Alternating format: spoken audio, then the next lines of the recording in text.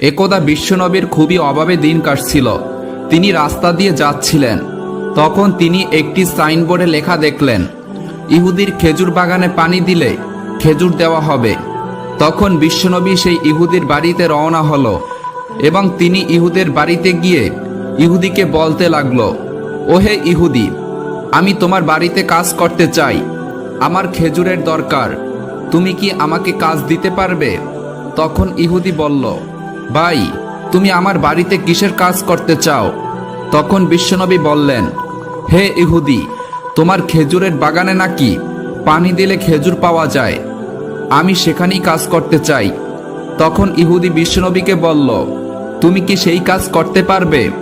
ওই দূরে রয়েছে একটি কূপ, সেই কূপের পানি অনেক নিচে, সেখান থেকে পানি তুলতে অনেকটা কষ্ট হয়, তুমি কি সেখান থেকে পানি তুলতে পারবে? তখন বিশ্বনবী বললেন, হ্যাঁ, আমি পারবো, আমার খাবারের দরকার, আমি কাজ করব। তখন সেই ইহুদি চালাকি করে মনে মনে বলতে লাগলো, এই লোকটা তো পানি তুলতে চায়, কিন্তু এই কূপের পানি তো অনেক নিচে, লোকটি তো পানি তুলতেই পারবে না। তখন ইহুদি মনে মনে চিন্তা করতে করতে একটি বালতি নিয়ে আসলো।